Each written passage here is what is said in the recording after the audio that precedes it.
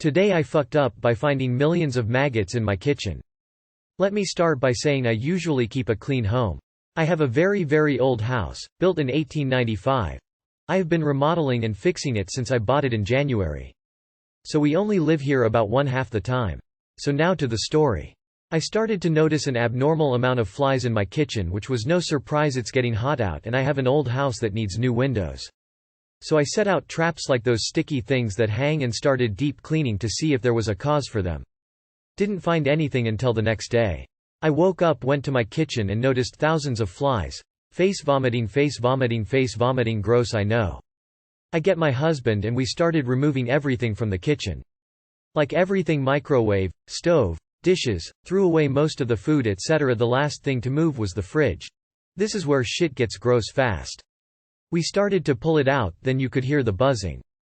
Just when we figured out the buzzing is behind the fridge, the smell hit.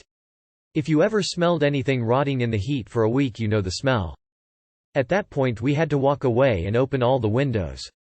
We didn't know what was dead or what to expect, so we called some friends over to help us while we got a dumpster on the way. We knew damn well that fridge wasn't coming back in the house. Face vomiting, pulled the fridge out and found a dead cat. Don't know whose cat it was. We didn't have a cat. The smell was putrid. It was so decayed that the maggots in its skin made it look like it was still moving. My husband used a snow shovel to scoop it up so we could get it out of the house, and it fell apart. Maggots splattered all over the floor. Flies flew out of its decaying body and scattered across my house. We ran out of the house, spent 30 minutes puking and trying to get ourselves together. Took us almost 6 hours to clean with lots of breaks, then stayed at a friend's house for a week while to got the smell out. Too long, did not read. Today I fucked up by finding millions of maggots in my kitchen after a cat at some point died behind my fridge. GIF. Giphy, CQTLHD48EG0SY. That's okay op. My boyfriend was once working on the underside of a trailer. The kind at construction sites. Because of the smell, a septic problem was expected. So he's under there on his back scooting himself deeper with gloved hands to see if the ground is wet. They thought the septic tank hose was leaking, when a dead, rotting, maggot-filled cat fell down from the undercarriage directly onto his chest. With the rotting face frozen in a look of pain and terror looking straight into his eyes. He came home early to take the longest shower ever. I lived in a trailer in Florida. There was a dead cat underneath, near the intake vent for the air conditioner. The smell was horrendous for days, until we finally figured it out. The smell would have knocked you as soon as you walked in the door. It was so decayed. Bone apple tea. That's good eating, that aged cat meat. Wish I was Jared, 19 right now. Today I fucked up by drying the skin off my willy because of The Legend of Zelda, Majora's Mask. So I was in Discord yesterday with the boys because we had all stayed up to watch the announcement stream for Final Fantasy VII Remake Part 2. Or as it's now known as, Final Fantasy VII Rebirth.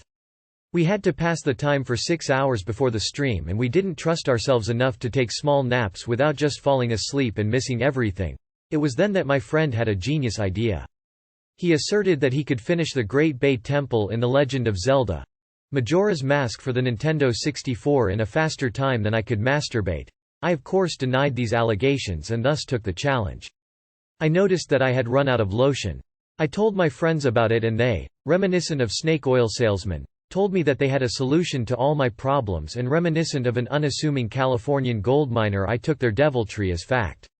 They told me that shampoo would be fair game to use as an alternative to lotion. In my hubris I forgot to Google this very simple fact and committed my first mistake of 2 that would change the past 24 hours of my life.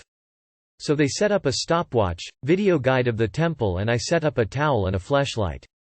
I left the voice chat to signal the start of the challenge and the timer started. Game on. The first few minutes was routine. A man's gonna do what a man's gotta do. It was right after a few minutes passed that I noticed a slight irritation on my privates during the attempt. I decided that I needed less friction and dumped more shampoo to act as more lubricant. I had just made my second and final mistake. As every minute passed, the slight nuisance of a middling pain slowly transformed into pains Dante Alighieri described in his famous start of the Divine Comedy, Dante's Inferno. If there was any point in my life I felt I needed God to be with me in a time of need, it was then.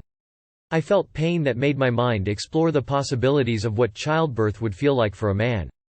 Humanity's cosmic insignificance and the presence of everlasting entropy in the universe lost all meaning, because my dick hurt so much that I swore the devil was real, and that he was inside of me, ironically proving Hobbes right when he claimed an inherent evil existed in people. Because that evil was currently squirming inside of my balls.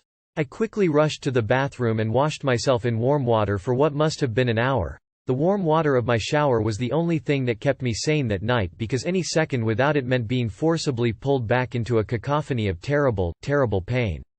After the pain had mostly subsided, I decided to go to sleep. Time heals all wounds. It did not heal my wounds. I woke up to more pain. It seems the nightmare wasn't over. I took off my clothes to see that the shampoo had seriously dried my skin, to the point that it had peeled off in large part during my sleep. My little child had in his face the texture of fine artisan sandpaper, and his body the appearance of the Sahara Desert when he used to shine like the Nile. Clarifications for the sub. 1. I'm 18 lol, don't worry, this was informed stupidity. 2. I left the call to do my business, my sweet prince needs his privacy. 3. Genuine thanks for the comments on shampoo brands. I am jotting notes and will take steps to improve the quality of my locks.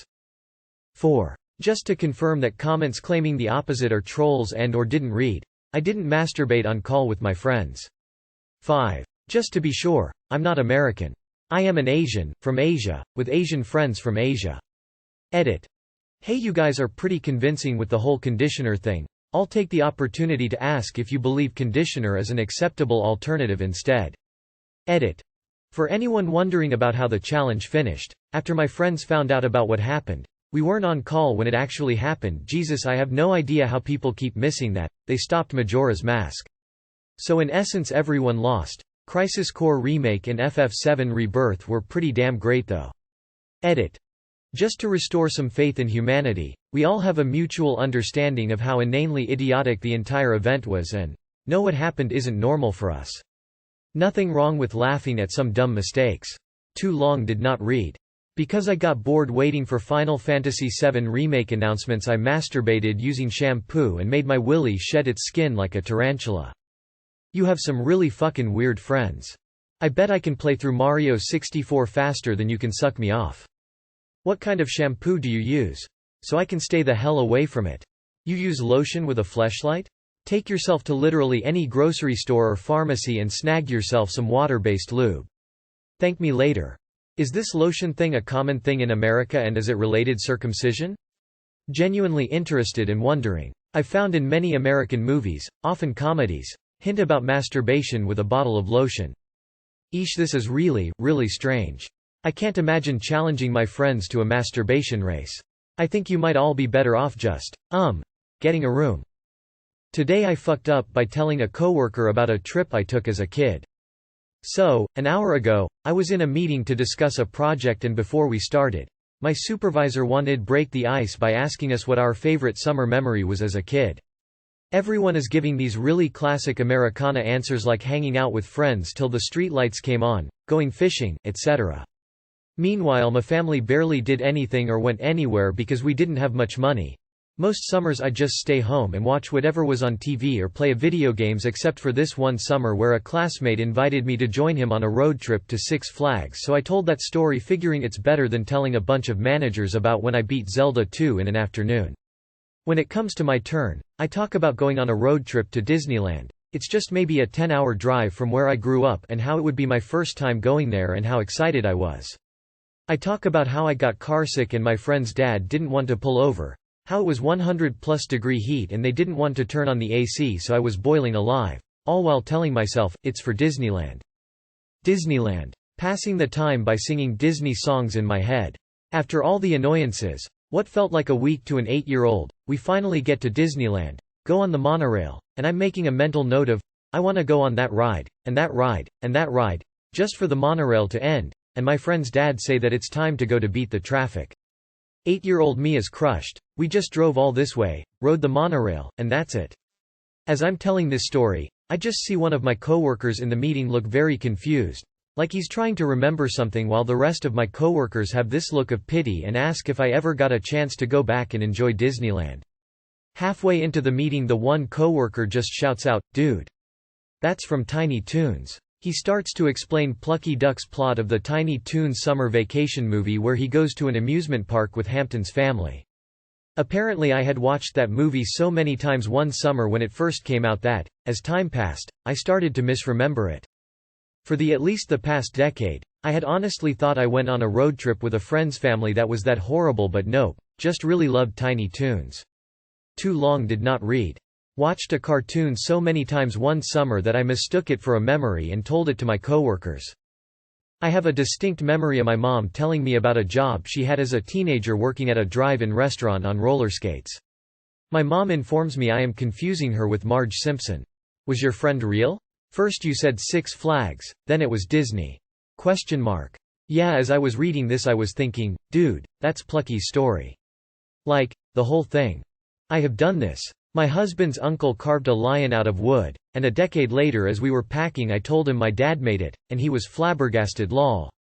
My dad once made a seal out of soapstone, that I no longer have, and it had a similar story on why they made it, so my brain mixed them up lol. ROFLI was starting to think. I know I saw this episode somewhere, that's funny. I hope you aren't covering up any horrible memories of that summer with that cartoon show memory. TIF update 2 by giving my girlfriend money to surprise my boys.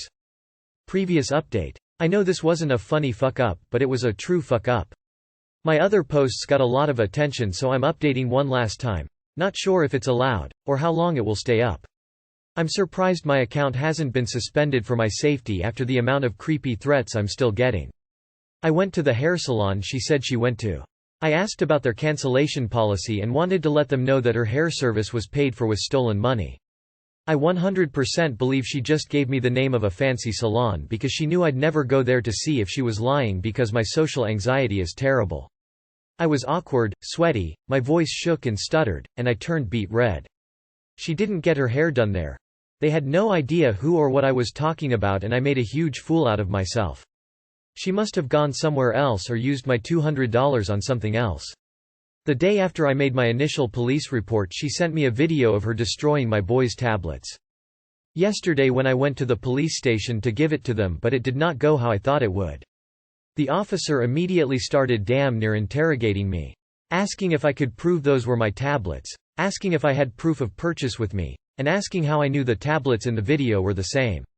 I explained what had happened and as soon as I said I kicked her out because I wasn't going to have a thief in my house he started getting huffy and puffy for illegally evicting a woman in the middle of a heatwave. He told me that I should pretty much call it even, and drop the report about the tablets. He then told me the money was a civil matter and nothing the police could do but said she could very easily bring me trouble for evicting her. Verbatim. I feel so damn stupid and if she hadn't taken away something so important to my boys, I would just drop it. The tablets were used as something to calm them down, a way to easily communicate, and to have something to play on that they understand. My own birthday is in 2 days and I think my boys will be more crushed that we won't be doing anything for it more than what happened on their birthday. I know this update isn't what some of you were hoping for, which, same. But I had a lot of comments and messages so that is what happened. Also to the shitbags who are going to ask, why are you still talking about this? There are a lot of people asking so, sorry? TLR. This is my last update which is a shitty one but I wanted to update those who are asking. It'll take at least a few weeks if not months to take her to court. She didn't get in any trouble. The cops are some of the laziest people around. If they can find any way of getting out of work they will. F them. OMG those police. Seriously? Evicting her? She didn't even live there. She was registered living elsewhere and it's not like she had nowhere to go cause she could have, gone home. I'd be calling up the police station about it again though. And money isn't civil. She stole that money. She took it saying she would do all that for the kids and then didn't. It's theft. I'd sue her. No win no fee lawyers exist. Or you could drop it and just hope you never see her face again. It's disgusting how people like her can get away with such things. Luckily though, your kids have a super loving daddy. So keep up the good work. Small claims court time. Get proof of purchase. See if you can get the broken tablets so you can have a physical item to show, bring your children. Then when you win post the entire thing on social media blasting her behavior. Do not lie or anything like that, but make it clear how she has acted and watch her friends realize what a fucking vile bitch she is. Go to small claims court. Have all your receipts ready from the hair salon incident and the proof of purchase for everything that she took. Also, don't feel stupid. Those cops were absolute misogynistic dicks. Man. I read your other posts and this whole trilogy sucks. The cops near you seem like dicks, bad luck. There are far better elsewhere. Glad to see an update on this, although certainly not what I was expecting. Wish you best of luck with the whole court situation. Hope she gets whatever comes to her for being such a horrible person. Man. Sending you some prayers whether you believe in them or not. I'm so sorry people are being so nasty all around. I can't believe the officer acted so awfully to you, it's just mind-blowing. I hope things look up soon.